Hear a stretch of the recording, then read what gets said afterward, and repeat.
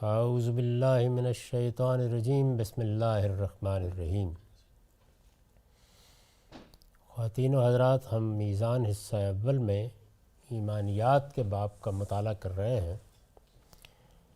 اس میں سنن الہیہ زیر بحث ہے، یعنی وہ طریقے جو اللہ تعالیٰ انسانوں کے ساتھ معاملہ کرنے کے لیے اختیار فرماتا ہے۔ تین چیزیں زیر بحث آ چکیں اور ان کو ہم تفصیل کے ساتھ سمجھ چکے۔ عزل و نصب کی سنت کا مطالعہ شروع ہوا تھا۔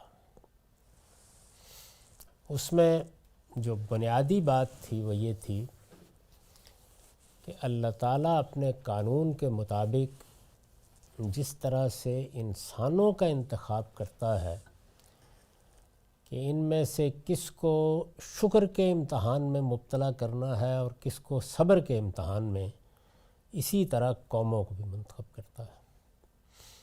یعنی بہت سی قومیں ہیں کہ جو کچھ ان کے اندر بالقوہ موجود ہے اس کو اس طرح اظہار نہیں کر پاتی، اور بعض ہیں کہ ان کے لیے حالات سازگار ہوتے چلے جاتے ہیں۔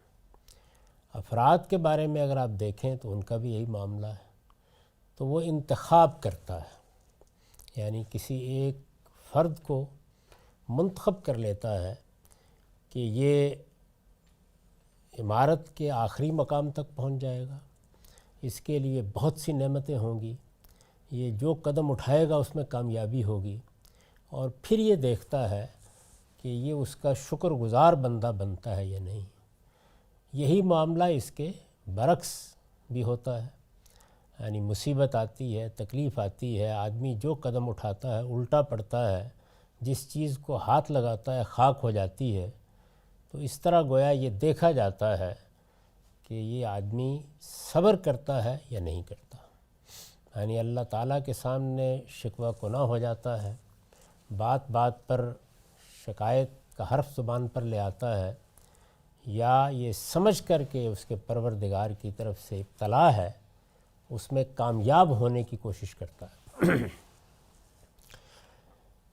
یہی صورتحال یہاں یہ بیان کیا گیا ہے کہ قوموں کے ساتھ بھی ہوتی ہے۔ یعنی اللہ تعالیٰ انتخاب کرتا ہے، انتخاب کی پوری منطق یا اس کی پوری حکمت وہ گرفت میں نہیں آتی۔ یعنی ایسا نہیں کہ یہ انتخاب بھی الٹپ سا ہو جاتا ہے، لیکن وہ کرتا ہے، وہ گرفت میں نہیں آتی۔ انتخاب کے بعد البتہ ایک قانون ہے، یعنی جب اللہ تعالیٰ انتخاب کر لیتا ہے تو پھر اس قوم کو معزول ہونا ہے، یعنی یا وہ اس منصب پر فائز رہے گی، اس کے لیے سرفرازی باقی رہے گی، اور یا وہ اس سے گرا دی جائے گی۔ تو اس میں یہ لکھا گیا تھا، اس کو ایک نظر دوبارہ دیکھ لیتے ہیں کہ اس انتخاب کے نتیجے میں جب کوئی قوم ایک مرتبہ سرفرازی حاصل کر لیتی ہے، ایک مرتبہ سرفرازی حاصل کر لیتی ہے اس انتخاب کے نتیجے میں، نہ کہ ہمارے علم میں کسی قانون کے نتیجے میں، یعنی اللہ تعالیٰ کی طرف سے انتخاب کا عمل ہو جاتا ہے، سرفرازی کا فیصلہ ہو گیا، یک بیک یہ اندازہ ہوتا ہے کہ کسی قوم کے اندر جو قوت موجود تھی وہ ظاہر ہونے لگ گئی ہے، اور وہ دنیا کے منصہ پر نمودار ہوتی چلی جا رہی ہے۔ جب یہ عمل ہو جاتا ہے اور ایک قوم سرفرازی حاصل کر لیتی ہے تو اللہ اس کے ساتھ اپنا معاملہ اس وقت تک نہیں بدلتا جب تک وہ علم و اخلاق کے لحاظ سے اپنے آپ کو پستی میں نہیں گرا دیتی۔ یعنی اب معاملہ ایک قاعدے کے مطابق ہونا شروع ہو جاتا ہے۔ دنیا کے اندر جو چیزیں لوگوں کے لیے سرفرازی کے منصب پر قائم رہنے کا ذریعہ بنتی ہیں یا اس کو مزید مستحکم کرنے کا ذریعہ بنتی ہیں، وہ دو ہی ہیں، یا علم کی برتری، اخلاق کی برتری۔ اخلاق ظاہر ہے کہ انسان کے اس باطنی شعور سے پیدا ہوتے ہیں جس میں وہ ایک عالمگیر حقیقت بن جاتے ہیں۔ اصل میں اخلاق ہی ہیں کہ جو ہمارے لیے انسانوں کے ساتھ معاملہ کرنے کی بنیادیں فراہم کرتے ہیں۔ ہمارے باہمی معاملات، ہمارے معاشرتی معاملات، ہمارے معاشی معاملات، ہمارے سیاسی معاملات اور عالمی سطح پر ہمارا تعامل، سب اصل میں انہی اصولوں پر ہو رہا ہوتا ہے. ہم ان کے ذریعے سے حق باطل صحیح اور غلط کا فیصلہ کرتے ہیں اور اسی بنیاد پر اپنے ادارے بناتے ہیں. تو علم اور اخلاق کے ظاہر ہے کہ جو عمومی قاعدے ہیں وہ عالمگیر حیثیت اختیار کر لیتے ہیں. یہ دونوں چیزیں جب اپنے ایک معیار پر قائم رہتی ہیں تو اللہ بھی اپنا فیصلہ نہیں بدلتے. جب ان میں انحطاط آنا شروع ہو جاتا ہے، یہاں تک کہ کوئی قوم ان کے لحاظ سے یعنی علم و اخلاق کے لحاظ سے پستی میں گر جاتی ہے، تو پھر اللہ تعالیٰ کسی دوسری قوم کو اس کی جگہ لے آتے ہیں. یہ خدا کی غیر متبدل سنت ہے. اگر آپ پوری انسانی تاریخ میں دیکھیں تو اس سنت میں کبھی کوئی تبدیلی نہیں ہوتی، اور اپنی اس سنت کے مطابق جب کسی قوم کے لیے بار بار کی تنبیہات کے بعد وہ ذلت و نکبت کا فیصلہ کر لیتا ہے. یہ تنبیہات کیسے ہوتی ہیں؟ ظاہر ہے کہ جب اللہ کا پیغمبر دنیا میں موجود ہوگا تو یہ تنبیہات پیغمبر کے ذریعے سے ہوں گی، لیکن عام حالات میں یہ تنبیہات حوادث کے ذریعے سے ہوتی ہیں. قوموں پر مختلف احوال گزرتے ہیں. جس طرح ہماری عمومی زندگی میں موت کے پہلو سے غفلت کو حوادث سے دور کیا جاتا ہے. زلزلہ آ جاتا ہے، طوفان آ جاتا ہے، تو انسان کو احساس دلایا جاتا ہے کہ وہ قدرت کی قوتوں کے مقابلے میں کتنا بے بس ہے، اور اس کے نتیجے میں وہ موت جو انسان بھلا کے بیٹھا ہوا ہوتا ہے وہ یاد آ جاتی ہے. تو قوموں کے ساتھ بھی یہی ہوتا ہے کہ ان کو گرد و پیش کے حالات سے، اپنے اوپر گزرنے والے احوال سے، ان کی معیشت اور معاشرت میں آنے والے تغیرات سے تنبیہات کی جاتی ہیں، توجہ دلائی جاتی ہے. ان کے بعد پھر وہ ذلت و نکبت کا فیصلہ کر لیتا ہے. یعنی اللہ تعالیٰ فیصلہ کر لیتا ہے کہ اب کوئی تنبیہ بھی ان کو بیدار کرنے میں کامیاب نہیں ہوئی. آپ کیجیے. جب سلیکشن کا پروسیس ہو رہا ہوتا ہے تو اس میں اللہ تعالیٰ کیا وہ حالات پیدا کرتے ہیں قوم کے لیے کہ جس سے وہ ایک ترقی یافتہ یا ایک حاکم قوم دنیا میں اعلیٰ قوم بن سکے، یا پھر بس وہ کسی کو بھی چاہے اس کی اخلاقی حالت خراب ہو یا اس کے جو سسٹمز ہیں وہ نہ ہوں وہاں پہ، تب بھی وہ اس کو چن لیتے ہیں؟ یہ تو ہم اسی صورت میں کہہ سکتے ہیں جب یہ سمجھ میں آ جائے. بظاہر کچھ اسباب بھی موجود ہوتے ہیں، یعنی غیر معمولی شخصیات کا ظہور ہو جاتا ہے. علم کے معاملے میں کوئی غیر معمولی انکشافات ہونے شروع ہو جاتے ہیں. یعنی ہوتے ہیں کچھ چیزیں، لیکن ان کو کسی چونکہ قانون میں نہیں لایا جا سکتا. جس طرح اگر ہم یہ جاننا چاہیں کہ یہ کیوں ہوتا ہے کہ ایک آدمی کی دکان چل نکلتی ہے اور دوسرا وہیں کھول کے بیٹھا ہوا ہوتا ہے اور کوئی گاہک نہیں آتا. ایک آدمی ایک چھوٹی سی بٹی لگاتا ہے اور پھر وہ اسٹیل مل کا مالک بن جاتا ہے، لیکن یہ باقی لوگوں کے ساتھ نہیں ہوتا. اسی طریقے سے ہم عام افراد کے مابین بھی یہ بظاہر تو دیکھتے ہیں کہ بھائی اس نے محنت بہت کی تھی، وہ گیا بھی تھا، لیکن کیا یہ کوئی ایسا قانون ہے کہ اگر یہ میں بھی کروں گا تو ہو جائے گا؟ اس کو ایک قاعدے میں نہیں لایا جا سکتا. تو اس لیے میں نے اس کے لیے لفظ استعمال کیا انتخاب کا. یہ انتخاب الٹپ نہیں ہوتا. ظاہر ہے کہ اللہ تعالیٰ کی حکمت کے تحت ہوتا ہے، وہ علیم و حکیم ہے، کوئی کام اس طرح تو نہیں کرتے، لیکن وہ ہماری گرفت میں نہیں آتا کہ کیسے کرتے ہیں. یعنی یہ کیسے ہوتا ہے کہ ایک آدمی جو ہے وہ عمارت کے لیے منتخب ہو جاتا ہے اور ایک غربت کے لیے منتخب ہو جاتا ہے. ایک آدمی عمراء کے گھر میں پیدا ہو کر بھی غربت کی نکبت میں گرا دیا جاتا ہے اور ایک شخص کے ساتھ یہ معاملہ نہیں ہوتا. تو یہ جو چیزیں ہیں یہ سب کی سب اللہ تعالیٰ کے انتخاب ہی کے لفظ سے ادا کی جا سکتی ہیں.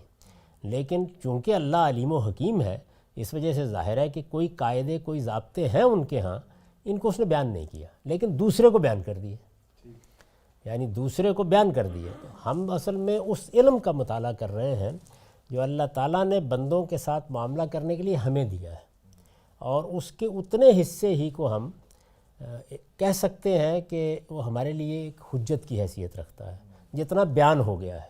باقی کے بارے میں ظاہر ہے کہ قیاس ہوتا ہے، وہ درست بھی ہو سکتا ہے، غلط بھی ہو سکتا ہے. یہ جو سورہ رات کی آیت ہے جس سے ہم نے یہ بات اخذ کی ہے، اس کا جو پس منظر ہے، اس کے پیچھے تو گفتگو یہ ہو رہی ہے کہ وہ جو منکرین ہیں وہ عذاب کا مطالبہ کر رہے ہیں، نشانیاں مانگ رہے ہیں.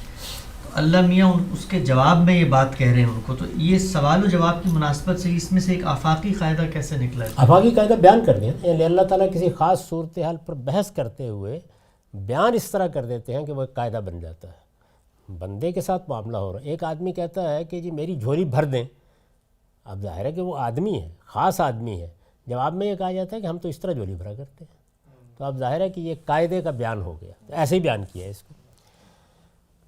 یہ خدا کی غیر متبدل سنت ہے، اور اپنی اس سنت کے مطابق جب کسی قوم کے لیے بار بار کی تنبیہات کے بعد وہ ذلت و نکبت کا فیصلہ کر لیتا ہے تو اس کا یہ فیصلہ کسی کے ٹالے نہیں ٹلتا، یعنی جب وہ فیصلہ ہو جاتا ہے تو پھر آپ جو جی چاہے کر لیں، جتنی دعائیں چاہے مانگ لیں، جو کچھ بھی اقدامات آپ کے بس میں ہوں کر ڈالیں، کچھ نہیں ہوتا، پھر وہ فیصلہ نافذ ہو جاتا ہے، اور دنیا کی کوئی قوت بھی خدا کے مقابلے میں اس قوم کی کوئی مدد نہیں کر سکتی۔ انسان کی پوری تاریخ قوموں کے عزل و نسب میں اس سنت کے ظہور کی گواہی دیتی ہے۔ یہ آگے واضح ہوگا کہ یہ کیوں کہا جا رہا ہے کہ اس میں سرتاسر انتخاب ہی ہے جس کو ہم سمجھ سکتے ہیں، وہ اگلے پیرے میں واضح ہو جائے گا۔ یہاں اس اصول کو بیان کیا ہے سورہ رات کی اس آیت کے حوالے سے۔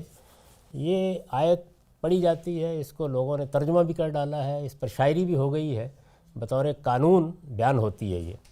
یہ 11ویں آیت ہے اور سورہ رات کی ہے۔ ان اللہ لا یغیر ما بقوم حتی یغیروا ما بانفسہم وَإِذَا أَرَادَ اللَّهُ بِقَوْمٍ سُوءًا فَلَا مَرَدَّ لَهُ وَمَا لَهُم مِّن دُونِهِ مِن وَالٍ۔ یہ جلدی نہ مچائیں، یعنی مخاطبین کو کہا جا رہا ہے کہ تم اللہ کے قانون کے، یعنی یہ آخری قانون، اس کے نفاذ کا مطالبہ کر رہے ہو نا، جلدی نہ مچائیں۔ اللہ کسی قوم کے ساتھ اپنا معاملہ، کسی قوم کے ساتھ اس وقت تک نہیں بدلتا جب تک وہ خود اپنے رویے میں تبدیلی نہ کر لے۔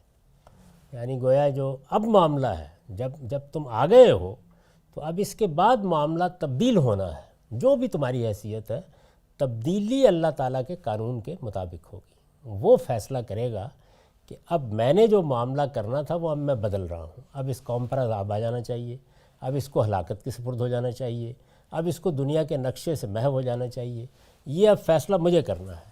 اور جب اللہ کسی قوم کی شامت لانے کا ارادہ کر لیتا ہے تو وہ کسی کے ٹالے نہیں ٹل سکتی۔ تو دوسرے فقرے نے یہ بتا دیا کہ اصل میں جو کسی قوم کے ساتھ برا معاملہ کرنا ہے، یعنی ایک تو یہ نا کہ ایک قوم گوشہ خمول میں پڑی ہوئی ہے، زندگی بسر کر رہے ہیں، خانہ بدوش ہیں، کسی جگہ بیٹھے ہوئے ہیں، کسی دوسرے علاقے کے اندر اپنا کوئی نظام قائم کر کے چل رہے ہیں، عالمی سطح پر سرفرازی کا فیصلہ یہ اللہ کے قانون کے مطابق اس کے انتخاب کی بنیاد پر ہوتا ہے۔ اور یہ کہ اب اس قوم کے ساتھ، یعنی یہ قوم اس جگہ کھڑی ہے اور مجھے اب اس قوم کو مٹا دینا ہے، یعنی ذلت اور نکبت میں مبتلا کر دینا ہے، یہ جو فیصلہ ہے یہ اللہ تعالیٰ ایسے نہیں کرتے، بلکہ یہ کسی قاعدے قانون کے ساتھ کرتے ہیں۔ یہاں پر یہ جو عموم کو آپ نے کہا کسی قوم، تو یہاں یہ کیوں نہیں کہا جا سکتا کہ مخاطبین کی رعایت سے یہ کہا جا رہا ہے کہ کسی ایسی قوم جس میں اللہ نے رسول بھیجا ہے، اور یہ اصل میں اللہ کے عذاب کی سنت کے بارے میں وہی بات بیان کر رہے ہیں کہ وہ نہیں ٹالے ٹلے گا، وہ آئے گا اس لیے کہ تم انکار کر بیٹھے ہو۔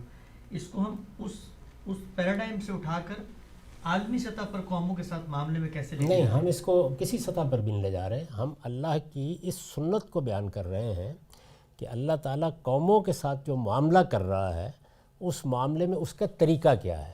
اب یہ کہ وہ کس قوم کے ساتھ یہ معاملہ کیسے کرے گا وہ آگے زیر بحث آنا ہے، یعنی کیسے یہ قانون یہاں سے اٹھتا ہے اور اٹھنے کے بعد یہ سب قوموں کا احاطہ کر لیتا ہے، وہ آگے زیر بحث آئے گا۔ یہاں تو صرف یہ بتایا جا رہا ہے کہ اللہ تعالیٰ کے ہاں معاملے میں جو تبدیلی آتی ہے وہ تبدیلی کیوں آتی ہے، کیسے آتی ہے، وہ کسی قاعدے کے تحت آتی ہے، یعنی اس کے لیے کوئی ضابطہ ہے، اور وہ ضابطہ کیا ہے، وہ خود اس قوم کا اپنے بارے میں رویہ ہے، وہ کیا اختیار کرتی ہے۔ یعنی جو یہاں بات بیان کی جا رہی ہے وہ صرف اتنی ہے، تعمیم اصل میں قوم کے حوالے سے نہیں کی جا رہی بلکہ اس اصول کے حوالے سے کی جا رہی ہے کہ اللہ تعالیٰ نے ایک قاعدہ بنا رکھا ہوا ہے کہ میں تم پر عذاب بھی لاؤں گا نا تو تمہارے اندر سے وہ چیز پیدا ہونی چاہیے جس کے بعد میں تمہیں مٹا دوں۔ یعنی میں کسی قوم کے ساتھ معاملہ ایسے الٹپ نہیں کر ڈالتا کہ میں اس پر عذاب لے آؤں اس لیے کہ میری مرضی ہو گئی کہ میں عذاب لے آیا۔ تو حتیٰ یغیروا ما بانفسہم، یعنی جب تک ان کے اپنے اندر وہ تبدیلی نہیں آتی کہ جو تقاضا کرتی ہے کہ اب اس کو ہلاکت کے سپرد ہو جانا چاہیے، میں ہلاک نہیں کیا کرتا۔ تو یہ دیکھیے کہ اللہ کے انصاف کا بھی یہی پہلو ہے، قومیں پڑی ہوئی ہیں اپنے طریقے کے مطابق، لوگوں کو سرفرازی دینا اس کا تو کوئی وعدہ نہیں کیا نا اللہ تعالیٰ نے۔ یعنی یہ اگر اس نے اپنے انتخاب پر رکھا ہے تو رہے، لیکن جب میں ایک حالت میں ہوں اور مجھ پر ذلت اور نکبت کا تازیانہ برسانا ہے، یہ تو سزا ہے نا۔ اس کے لیے قاعدہ کیا ہے؟ وہ یہ فرماتے ہیں کہ ذلت اور نکبت کا تازیانہ جو ہے اس کے لیے تم پیدا کرتے ہو وہ صورتحال۔ بندوں کے ساتھ بھی یہی معاملہ ہے، یعنی یہ انتخاب تو ہو جاتا ہے کہ یہ صبر کے امتحان میں ایک اس میں، لیکن کسی شخص کے اوپر وہ صورتحال پیدا ہو جائے کہ جس کے نتیجے میں ہم ابتلا میں دیکھ چکے ہیں کہ مصیبت آتی چلی جائے، تو اس کے تقاضے بھی انسان کے اندر سے پیدا ہوتے ہیں۔ تو ایک عدل کا قانون یعنی اس پہلو سے چل رہا ہوتا ہے، اگرچہ وہ اس طرح نہیں ہے جیسے کہ قیامت میں اس کا ظہور ہوگا۔ یہاں پر بھی یہ اسی طرح ہے، یعنی کیا ہوتا ہے، کیا تبدیلی آتی ہے کسی قوم کے اندر، اس کو ہم نے دنیا کی تاریخ کی روشنی میں سمجھنے کی کوشش کی۔ وہ علم و اخلاق کی پستی ہوتی ہے، یہ ایک عمومی مشاہدہ ہے، لیکن یہاں جو بات بیان کی گئی ہے وہ بس اتنی ہی ہے کہ تبدیلی تمہارے ہاں آنی ہے، میری تبدیلی نے اس پر منطبق ہونا ہے۔ میں کب ذلت و نکبت میں ڈال دوں گا، کب پٹائی شروع کر دوں گا، کب عذاب کا تازیانہ برساؤں گا، یہ اصل میں تمہارے اندر آنے والی تبدیلی کے نتیجے میں ہونا ہے۔ تو اس کو صرف یہاں بیان کیا گیا اور کچھ نہیں۔ اور جب اللہ کسی قوم کی شامت لانے کا ارادہ کر لیتا ہے تو وہ کسی کے ٹالے نہیں ٹل سکتی، اور نہ اللہ کے مقابل میں ان کا کوئی مددگار ہو سکتا ہے۔ یعنی اس موقع کے اوپر پھر آپ یہ نہیں کر سکتے کہ آپ یہ کہیں کہ فلاں کا دروازہ پکڑ لیں گے اور فلاں زنجیر ہلا دیں گے اور فلاں کی دہلیز پر چلے جائیں گے تو اس کے نتیجے میں تبدیلی آ جائے گی، وہ پھر نہیں آ سکتی۔ فلا مرد لہو، یعنی اذا اراد اللہ بقوم سوء، پہلے یہ بیان کیا کہ میرا یہ ارادہ واقع کیسے ہوتا ہے، یہ ہوتا ہے تمہارے اندر آنے والی تبدیلی کے نتیجے میں، لیکن جب یہ ارادہ واقع ہو جاتا ہے تو پھر تم جیسے جو جی چاہے کرو، پھر اس میں تبدیلی نہیں آتی، بس ختم ہو گیا معاملہ۔ اس کی بڑی ایک سادہ سی مثال وہ ہے کہ جب بنی اسرائیل کے ساتھ اللہ تعالیٰ نے یہ وعدہ کیا کہ تم لوگ جاؤ، فلسطین کا علاقہ میں نے تمہارے لیے خاص کر دیا ہے، تم ان قوموں کو گاجر اور مولی کی طرح کاٹ دو گے، کوئی مقابلے میں نہیں کھڑا ہوگا، لیکن وہ اس کے لیے راضی نہیں ہوئے۔ جب راضی نہیں ہوئے تو ناراضی کا اظہار ہوا اللہ تعالیٰ کی طرف سے، اور یہ کہا گیا کہ اب تم لوگ اسی صحرا میں رہو گے، اور سوائے یوشع اور کالب کے جنہوں نے یہ کہا تھا کہ آپ آئیے ہم اللہ کے بھروسے کے اوپر اس ذمہ داری کو اٹھانے کے لیے تیار ہیں، سوائے ان دو لوگوں کے لیے یہ فرما دیا کہ کوئی داخل نہیں ہوگا۔ اور سیدنا موسیٰ علیہ السلام کو بھی یہ کہہ دیا گیا کہ آپ بھی اسی صحرا میں دنیا سے رخصت ہو جائیں گے۔ یعنی یہ نہیں کہ ان سے کوئی جرم ہوا تھا، لیکن جب قوم اس ذمہ داری کو اٹھانے کے لیے تیار نہیں ہوئی تو پیغمبر کو بھی وہیں اٹھا لینے کا فیصلہ کر لیا گیا۔ یہ صورتحال دیکھ کر یک بہ یک بعض لوگوں کے اندر بیداری پیدا ہوئی۔ تو بائبل میں آپ دیکھیں کہ وہ پھر اٹھ کھڑے ہوئے اور انہوں نے کہا کہ اب ہم نے آپ کی بات بھی نہیں سننی، ہم جا رہے ہیں جہاد کرنے کے لیے۔ اس موقع کے اوپر جو بائبل کا وہ حصہ ہے اس کو کبھی نکال کے پڑھیے تو بیان کر دیا کہ اب کچھ نہیں ہونا، یعنی یہ جو بلا آ گئی ہے اب یہ نہیں ٹل سکتی، خدا کے اس قانون کا اب نفاذ ہو گیا ہے، اب تم سب کے سب بھی اٹھ کھڑے ہو تب بھی کچھ نہیں ہو سکتا، معاملہ اب سپرد ہو گیا خدا کے اس قانون کے۔ اب یہ 40 سال سیرا گردی میں گزرنے ہیں، پھر دیکھیں گے کیا ہوتا ہے کیا نہیں، کیونکہ جو موقع تمہیں دیا گیا تھا وہ تم بدقسمتی سے کھو بیٹھے ہو۔ تو قوموں کے ساتھ یہ معاملہ اس طرح ہوتا ہے، یعنی ان کے ہاں ایک تبدیلی خود ان کے اندر آتی ہے، اللہ تعالیٰ اس تبدیلی کے لحاظ سے معاملہ کرتے ہیں۔ یہ تبدیلی اگر خیر کی طرف ہے تو اللہ کی تائید اور نصرت حاصل رہتی ہے، اور یہ تبدیلی اگر شر کی طرف ہے، یہ اگر اخلاقی لحاظ سے پستی کی طرف ہے، اگر یہ علم کے خلاف تبدیلی آ گئی ہے تو لازمی نتیجہ اس کا یہ نکلے گا کہ ایک وقت کے بعد اللہ تعالیٰ بھی پھر اس قوم کو ذلت اور نکبت کے حوالے کر دینے ہی کا فیصلہ کر لیتے ہیں۔ اس اصول کو بیان کر دیا۔ چنانچہ فرمایا ہے، اب یہ دیکھیے دوسری جگہ، یعنی یہاں پر تو اتنی بات کہی گئی مخاطبین کی رعایت سے کہ تم جو جلدی مچا رہے ہو، خدا کا پیغمبر موجود ہے اور یہ کہہ رہے ہو کہ جو ہونا ہے ہو جائے، تو اس کے لیے ایک قانون ہے، قاعدہ ہے، اس کے مطابق ہوگا۔ یہاں صرف اتنا ہی حوالہ تھا۔ اس کے بعد آگے کیا کیا؟ اب یہ بتایا ہے کہ یہ معاملہ دنیا کی ہر قوم کے ساتھ ہوگا، یعنی خود قرآن مجید نے اس کو بطور اصول آگے اطلاق کر کے بتا دیا۔ اس کو ہم دیکھتے ہیں۔ چنانچہ فرمایا ہے کہ یہ معاملہ دنیا کی ہر قوم کے ساتھ ہوگا، اور اس کے نتیجے میں یعنی یہ جو اللہ تعالیٰ کی طرف سے کسی قوم کی گرفت کا معاملہ ہے، وہ علم و اخلاق کے لحاظ سے جب پستی میں گر جاتی ہے تو اس کی گرفت کا معاملہ یہ ہر قوم کے ساتھ ہوگا۔ یہ آگے بتا دیا ہے اللہ تعالیٰ نے خود، کوئی قوم بھی دنیا کے اندر اس قانون سے ماورا نہیں رہے گی، ہر ایک قوم کے ساتھ ہوگا۔ اس کے دو نتیجے نکلیں گے۔ اس کے نتیجے میں کوئی قوم ہلاک کی جائے گی، یعنی آہستہ آہستہ وہ زمانے اور تاریخ کی گرد میں گم ہو جائے گی، اور کسی کو عذاب شدید سے دوچار ہونا پڑے گا۔ یعنی کسی کے ساتھ یہ معاملہ ہوگا کہ دنیا دیکھے گی کہ اس کی پیٹھ پر تازیانہ برس پڑا ہے۔ اب ہم تاریخ میں جب دیکھتے ہیں کہ یہ کیسے ہوا ہے پوری تاریخ کے اندر، تو تاریخ بتاتی ہے کہ پہلے حام اور سام کی اولاد اس کے لیے منتخب کی گئی۔ یعنی یہ انتخاب کا لفظ ذہن میں رکھیے، دنیا کے اسٹیج پر پہلے جو قومیں اب نمودار ہوئیں وہ زیادہ تر افریقی قومیں تھیں۔ تاریخی معلومات جو ہمیں حاصل ہیں ان سے یہ اندازہ ہوتا ہے کہ یہ زیادہ تر حام کی اولاد تھیں، سیدنا نوح علیہ السلام کے بیٹے حام کی اولاد۔ اس کے بعد سام کی اولاد، سامی قومیں ہیں جو دنیا کے اسٹیج پر نمودار ہوئیں، ایک کے بعد دوسری قوم آتی چلی جا رہی ہے۔ یعنی جب یہ قومیں اس طرح دنیا کے اسٹیج پر ہیں تو معلوم ہوتا ہے کہ باقی قومیں کوئی قابل ذکر قومیں ہی نہیں ہیں، کہیں دور پڑے ہوئے ہیں۔ اس موقع کے اوپر تصویر جو دنیا کی بنتی ہے وہ یہ ہے، آپ دیکھتے ہیں نا کہ سامی اقوام ایک کے بعد دوسری اقتدار حاصل کرتی چلی جاتی ہے، سلطنتیں بنتی چلی جاتی ہیں، قومیں اٹھتی چلی جاتی ہیں۔ تاریخ کے اسٹیج کے اوپر گویا ایسے معلوم ہوتا ہے کہ جیسے ایک تھیٹر ہے، ایک کے بعد دوسرا نمودار ہو رہا ہے، لیکن اس کے مقابل میں یہ نہیں کہ دنیا میں اور جگہ قومیں نہیں ہوتی، وہ بھی موجود ہوتی ہیں۔ میں جس ملک میں ابھی رہ کے آیا ہوں وہاں جو قوم آباد ہے 5000 سال سے آباد ہے۔ اپنے ہاں ان کے ہاں کچھ نظام، کچھ قاعدے، کچھ ضابطے، کچھ بادشاہتیں چلتی رہی ہوں گی مختلف صورتوں میں، لیکن دنیا کے اسٹیج پر ان کی کوئی جگہ نہیں ہے۔ سامی قوم سیمیٹک۔ تاریخ بتاتی ہے کہ پہلے حام اور سام کی اولاد اس کے لیے منتخب کی گئی، اور پچھلے 500 سال سے اب یافس کی اولاد منتخب کی گئی ہے۔ اگر آپ دیکھیں تو جس وقت سامی اقوام کا غلبہ تھا دنیا پر، تو یہ جو یافس کی اولاد ہے، یہ اقوام یہ کہیں نظر بھی نہیں آتی تھی۔ یعنی معلوم ہوتا تھا کہ کہیں دور دراز پڑی ہوئی ہیں، اور اپنے اپنے طریقے کے مطابق وہاں بھی لیڈرشپ پیدا ہوتی ہوگی، ان کے اپنے کوئی نظام ہوتے ہوں گے۔ تاریخ پڑھیں تو معلوم ہوتا ہے جاپان کی بادشاہت کوئی آج کی تو نہیں ہے، لیکن وہ دنیا کے اسٹیج پر نمودار نہیں ہو رہی، ایسا لگتا ہے پیچھے پڑی ہوئی ہیں کہیں۔ اور سامی اقوام ہے کہ جو دنیا پر حکومت کر رہی ہیں، سلطنتیں وجود میں لا رہی ہیں، تاریخ گویا ان کے ساتھ چل رہی ہے۔ مقامی تاریخ مقامی سطح پر موجود ہے، عالمی سطح پر کیا ہو رہا ہے؟ ظاہر ہے کہ ایک ایک قوم کو مقامی سطح پر جا کے دیکھنے کا عمل ایک دوسرا عمل ہے۔ یہاں اس اصول کو سمجھایا جا رہا ہے عالمی سطح کے اوپر جب اس کا اطلاق ہوا ہے۔ تو پہلے سام اور حام کی اولاد اس کے لیے منتخب کی گئی، اور پچھلے 500 سال سے اب یافس کی اولاد منتخب کی گئی ہے۔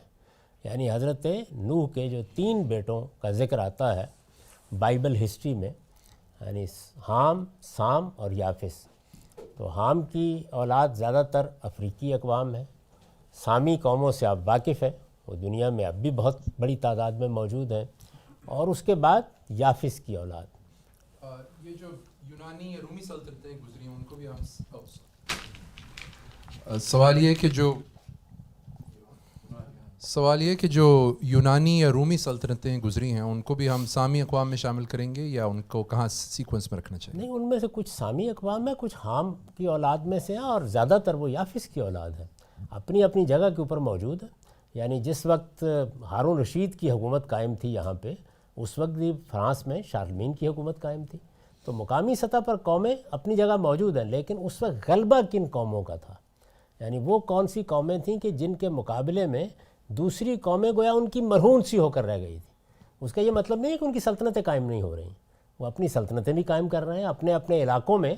ان کا اب ہندوستانی میں دیکھیں کہ بہت سی اقوام ہیں کہ جو اپنے طور کے اوپر جگہ لے رہی ہیں، لیکن دنیا کے نقشے کے اوپر کسی قوم کی طاقت کا ظہور ہو جانا، اس کو مثال کے طور پر پیش کیا گیا ہے۔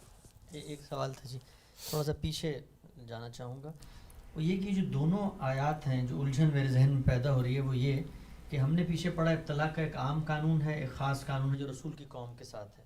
یہ دونوں آیات اس خاص قانون کو ریفر کر رہی ہیں، یعنی دونوں کا پس منظر سیاق یہ ہے کہ وہ عذاب کا مطالبہ کر رہی ہیں. اللہ کہہ رہے ہیں عذاب لازماً آئے گا کیونکہ یہ معاملہ رسولوں کی قوموں کے ساتھ ہے، اور یہی میری سنت رہی ہے کہ میں نے ہمیشہ جب بھی رسول بھیجے ہیں اور قیامت سے پہلے یہی سنت کارگر رہے گی کہ ان کے اوپر عذاب آئے گا. اور اس کے بعد پھر سمود کی مثالیں دی اور سارا. یہ دونوں آیات کا اصل محل تو مقام تو وہ ہے جہاں رسولوں کے ساتھ ابتلا کا خاص قانون ہے. یہ آپ کی جو آگے کا پورا مقدمہ ہے، یہ تاریخ سے استنباط تو یقینی طور پہ کہا جا سکتا ہے کہ دنیا میں یہ ہو رہا ہے. یہ ان آیتوں کو یہاں کیسے پلیس کیا گیا؟ دوسری آیت کا تو اس سے کوئی تعلق نہیں، وہاں ایک قاعدہ بیان کیا گیا ہے اور اس میں عذاب کو او کے ساتھ بیان کیا ہے. یعنی اللہ تعالیٰ کا عذاب آتا ہے، یہ ایک صورت ہے، اور اللہ تعالیٰ ہلاکت کی سپرد کر دیتا ہے، یہ دوسری صورت ہے. اس وجہ سے وہاں تو صرف وہ عذاب زیر بحث نہیں ہے. اب یافس کی اولاد منتخب کی گئی، یعنی عالمی سطح پر غلبے کے لیے. برطانیہ کی تاریخ بہت پرانی ہے، یورپ کے ملکوں کی بہت پرانی تاریخ ہے. وہ قومیں اپنے طریقے پر اپنی حکومتیں قائم کر رہی ہیں، لڑ بھیڑ بھی رہی ہیں اپنے ساتھ، لیکن عالمی سطح پر غلبے کا زمانہ کب آیا ہے، یہ ہے زیر بحث. تو یافس کی اولاد کے لیے عالمی سطح پر غلبے کا زمانہ کوئی اب سے 500 سال پہلے شروع ہوا، جب چنگیز خان کی اولاد صحراؤں سے نکلی اور انہوں نے اینٹ سے اینٹ بجا دی. آپ کو معلوم ہے کہ عربوں کے ساتھ کیا ہوا. ظاہر ہے کہ اس وقت سامی اقوام میں گویا عرب دنیا کے اوپر ایک طرح سے حکومت کر رہے تھے، بڑی طاقتیں وہی تھیں. یہ آخری اقوام ہیں جن پر تاریخ کا خاتمہ ہو رہا ہے. یہ کیوں کہا میں نے؟ اس لیے کہ دوسری جگہ قرآن مجید نے یہ بیان کر دیا ہے کہ قیامت کے قریب حتی اذا فتحت یاجوج و ماجوج، یہ یافس کی اولاد ہے جس کو دنیا پر عمومی غلبے کی کیفیت حاصل ہو جائے گی. دوسری جگہ اس کو بیان کر دیا ہے. تو گویا یافس کی اولاد ہے کہ جس نے اب پوری دنیا کے اندر اپنے آپ کو منوانا ہے. تو یہ عمل 500 سال سے شروع ہے. یعنی مسلمانوں کے ہاں یہ جو عثمانی سلطنت ہے وہ اصل میں اولاد یافس کی سلطنت ہے. اس کا تعلق مذہب سے نہیں ہے، اقوام سے ہے. کوئی قوم مسلمان ہو گئی ہے، مسیحی ہو گئی ہے، کوئی ماننے والی ہے، کوئی نہیں ماننے والی، یہ زیر بحث نہیں ہے. زیر بحث یہ ہے کہ تاریخ کے عمل میں یہ یافس کی اولاد ہے جس کے غلبے کا فیصلہ ہو گیا ہے. انتخاب کیسے ہوا ہے ہم نہیں جانتے، لیکن تاریخ کا پہیہ الٹ گیا ہے.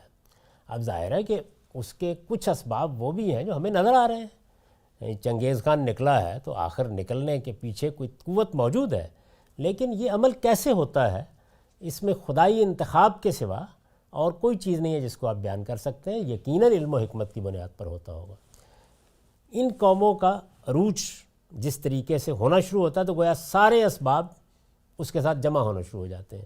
وہی عرب اقوام آپ دیکھتے ہیں کس طرح سے پہلے ہسپانیہ سے کھدیڑ کر پھینک دی جاتی ہیں، یہاں سے کھدیڑ کے پھینک دی جاتی ہیں. یک بیک وہی خلافت جو ہے وہ مصر میں اپنا خلط اتارتی ہے اور وہ عثمانیوں کے گلے میں پہنا دیتی ہے. تو ان کی طرف وہ اقتدار منتقل ہو جاتا ہے. قرآن کا ارشاد ہے کہ اس کے بعد قیامت برپا ہو جائے گی. یعنی یہ جو آخری حصہ ہے یہ اولاد یافت کا، اس کو دوسری جگہ بیان کر دیا ہے اللہ تعالیٰ نے کہ حتی اذا فتحت یاجوج و ماجوج وہم من کل حدب ینسلون. اس کو ہم آگے دیکھیں گے جہاں علامات قیامت زیر بحث آئیں گی کہ وہ کس طریقے سے ہوگا. اب یہ قانون جو ہے یہ سورہ بنی اسرائیل میں بیان کیا ہے. یہ اس قرآن مجید کی 17ویں سورہ ہے اور یہ 58 آیت ہے. یہ بتایا ہے کہ اِن مِّن قَرْيَةٍ إِلَّا نَحْنُ مُهْلِكُوهَا قَبْلَ يَوْمِ الْقِيَامَةِ. یعنی یہ ساری باتیں قرآن نے بیان کب کی ہیں؟ جب کہ ایک قوم نے تقاضا کر دیا ہے کہ عذاب کیوں نہیں آتا. یہ جب بیان کرنے لگا ہے قرآن مجید تو اس کے ساتھ قاعدے بیان کرنے شروع کر دیے ہیں. یعنی پہلے یہ بیان کیا کہ عذاب جلدی کیسے آ سکتا ہے، ابھی مجھے دیکھنا ہے کہ تم کس جگہ پر کھڑے ہوتے ہو، تو تمہارے عمل پر اس نے مترتب ہونا ہے. اس وجہ سے یہ ایسے نہیں ہو سکتا کہ تم کہو کہ آ جائے تو آ جائے گا، نہیں، یہ اس قانون کے مطابق آنا ہے. یعنی تمہاری طرف سے کسی رویے کا اظہار ہونا ہے. وہ رویہ کیا ہوگا، اس کی کیا نوعیت ہوگی، اس کے بعد ہم فیصلہ کریں گے. دوسرا معاملہ کیا ہے؟ دوسرا یہ ہے کہ حقیقت یہ ہے کہ کوئی بستی ایسے نہیں ہے جسے ہم قیامت کے دن سے پہلے ہلاک نہ کریں. اب یہ دیکھیے نا کہ معاملہ اٹھ گیا، اس لیے کہ قیامت تو رسالت مآب صلی اللہ علیہ وسلم کے بعد اب اللہ کے رسولوں کے ذریعے سے آنے والے عذاب کی چیز نہیں ہے.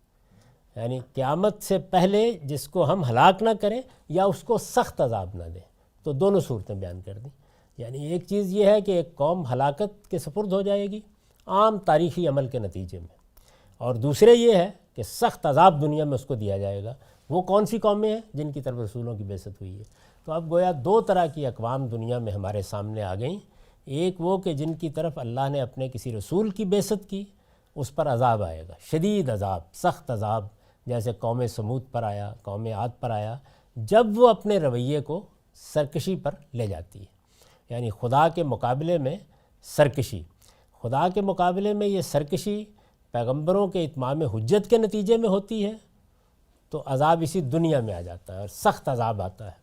اور یہ سرکشی علم اور اخلاق کے میدان میں عام قانون کے لحاظ سے ہوتی ہے تو اللہ تعالیٰ نکبت کے، ذلت کے حوالے کر دیتے ہیں اور ایک تدریج کے ساتھ ہلاک ہو جاتی ہیں قومیں. یعنی دنیا کے اسٹیج سے غائب ہونا شروع ہو جاتی ہیں. اسٹیج سے غائب ہونے کا مطلب کیا؟ قومیں مر جاتی ہیں، مٹ جاتی ہیں. عذاب کے نتیجے میں تو قوم مٹا دی جاتی ہے، ہوتی ہیں موجود لیکن ان کی کوئی حیثیت نہیں ہوتی. دنیا کے اندر سرفرازی نہیں ہوتی ان کو، دنیا میں وہ اپنا سر اٹھا کے چلنے کی پوزیشن میں نہیں رہتی. اور یہ کہا ہے کہ کانا ذالک فی الکتاب مستورا وَإِن مِّن قَرْيَةٍ إِلَّا نَحْنُ مُهْلِكُوهَا قَبْلَ يَوْمِ الْقِيَامَةِ وَمُعَذِّبُوهَا عَذَابًا شَدِيدًا کانا ذالک فی الکتاب مستورا. یہ عذاب کے لیے جلدی نہ مچائیں. حقیقت یہ ہے کہ کوئی بستی ایسی نہیں ہے جسے ہم قیامت کے دن سے پہلے ہلاک نہ کریں یا اس کو سخت عذاب نہ دیں. یہ خدا کے نوشتے میں لکھا ہوا ہے. یعنی ہر قوم کو اس قانون کے اندر سے گزرنا ہے، یا اس پر عذاب شدید آئے گا یا وہ ہلاکت کے سپرد ہو جائے گی. عذاب شدید آنے کی صورتیں کیا ہیں اس کو دوسری جگہ بیان کر دیا کہ ما کننا معذبین حتی نبعث رسولا. یعنی اس طرح کا سخت عذاب دنیا میں کسی قوم پر آ جائے اس کے لیے رسول کی بعثت ضروری ہے. لیکن اگر رسول کی بعثت نہیں ہوئی تو پھر کیا ہوگا؟ او مہلکو، ہلاکت کے سپرد ہو جائے گی.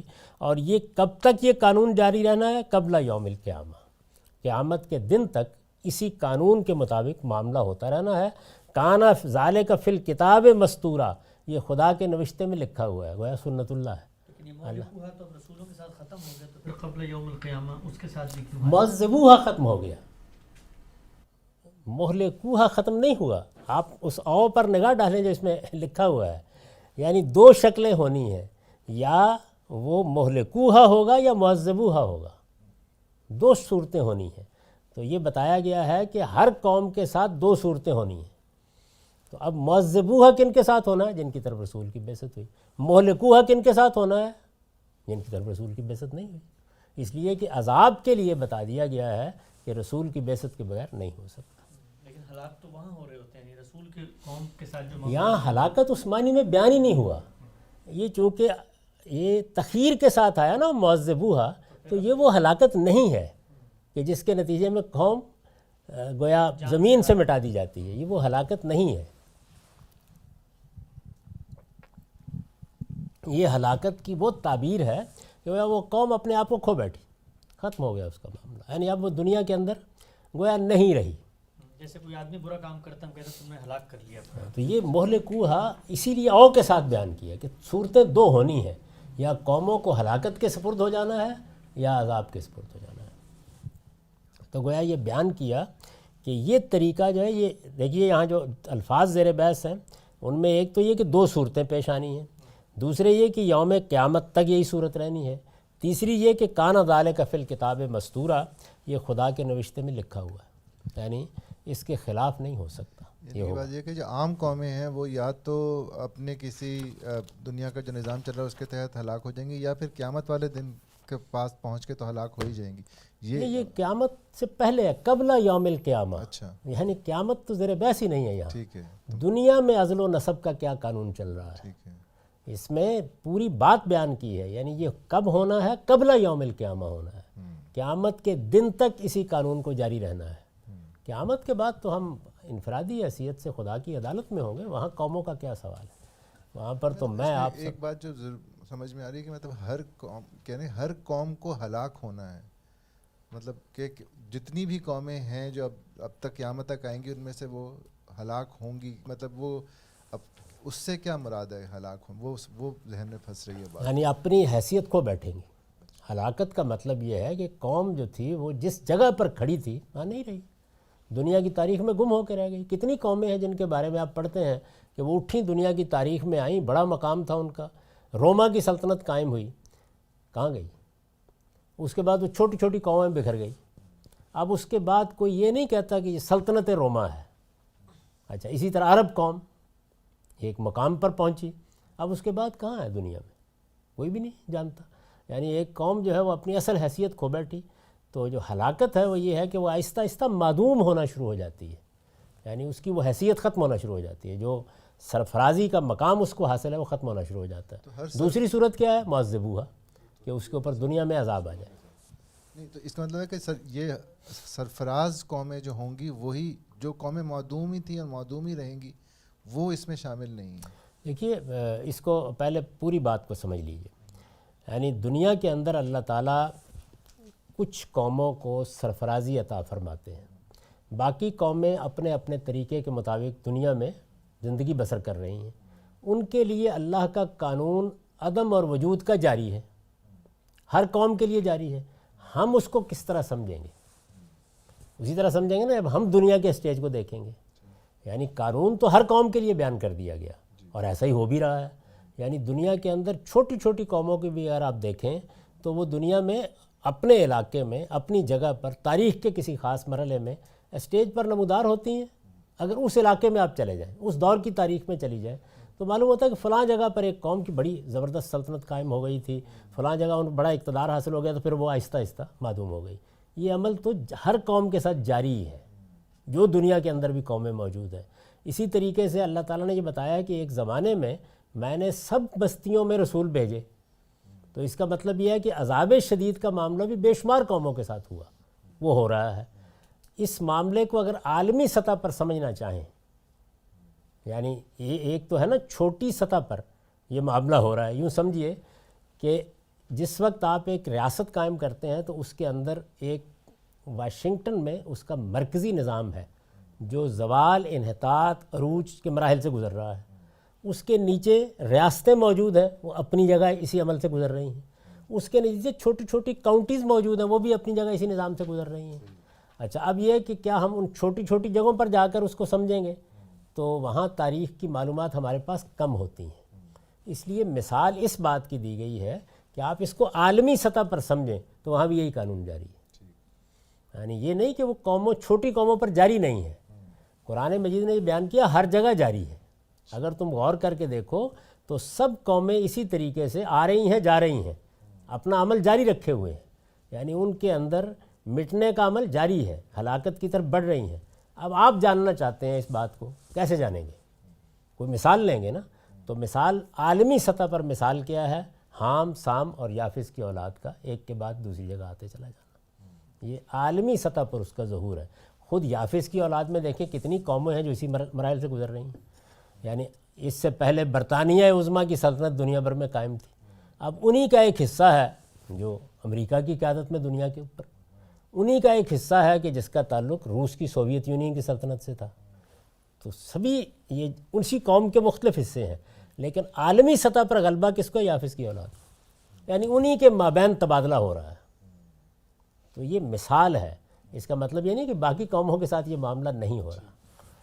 یعنی اس کو پھر اچھی طرح سمجھ لیجئے کہ اللہ کے قانون کے مطابق جس طریقے سے انسان پیدا ہو رہے ہیں، صبر اور شکر کے لیے منتخب کیے جا رہے ہیں، مختلف مراحل سے گزرنے کے بعد موت کے قریب چلے جاتے ہیں، ختم ہو جاتے ہیں، یہی معاملہ قوموں کے ساتھ بھی ہو رہا ہے۔ وہ بھی ایسے ہی منتخب ہوتی ہیں، اسی طریقے سے اپنا اپنا کردار ادا کرتی ہیں۔ دو میں سے ایک چیز ہو جاتی ہے، یعنی یا وہ دنیا کے عام قانون کے مطابق ہلاکت کے سپرد ہو جاتی ہیں، اور یا کوئی رسول بھیج کے ان پر اللہ کا عذاب آ جاتا ہے۔ یہ قانون دنیا کی سب قوموں کے ساتھ جاری ہے۔ یہی جو ان کی قومی حیثیت ہے، یہ عالمی حیثیت بھی تو ہے نا، تو سمجھنے کے لیے اس کو دیکھ لیجیے، تو یہ سمجھنے کی مثال ہے، ورنہ ہر قوم کے ساتھ ایسے ہی ہو رہا ہے۔ اسی لیے اس کو جب بیان کیا ہے تو آپ دیکھیے نا جن الفاظ میں بیان کیا ہے، ام من قریۃ، کوئی بستی بھی ایسی نہیں ہے۔ بستی کا لفظ جو ہے وہ قرآن مجید میں اصل میں نمائندہ بستیوں کے لیے استعمال ہو جاتا ہے، یعنی جس طریقے سے ہم بولتے ہیں کہ اسلام آباد نے یہ فیصلہ کیا ہے، دراحال ہے کہ وہ پاکستان کا فیصلہ ہوتا ہے، یا دہلی نے یہ رائے قائم کی ہے، تو یہ کریا اس طریقے سے بول لیا جاتا ہے، ایسے ہی بولا گیا ہے۔ تو ان کو اس موقع پر یہ کہا گیا ہے کہ یہ عذاب کے لیے جلدی نہ مچائیں، اللہ تعالیٰ نے ہر قوم کے لیے ایک اجل مقرر کر رکھی ہوئی ہے، اس کے مطابق اس نے اپنا عمل مقرر کر پورا کرنا ہے۔ اب عرب تو ظاہر ہے کہ گوشہ خمول میں پڑی ہوئی قوم ہے، قرآن کہتا ہے ان کے ساتھ بھی اسی قانون روبہ عمل ہونا ہے۔ یہ جو حام، سام اور یافس کی مثال دی گئی ہے، یہ اس لیے دی گئی ہے کہ آپ چھوٹی جگہ پر اس کو اس طرح نہیں سمجھ سکتے، عالمی سطح پر سمجھ لیں۔ اس بحث کو ہم جاری رکھیں گے۔ اقول قولی ھذا واستغفر اللہ لی ولکم ولسائر المسلمین۔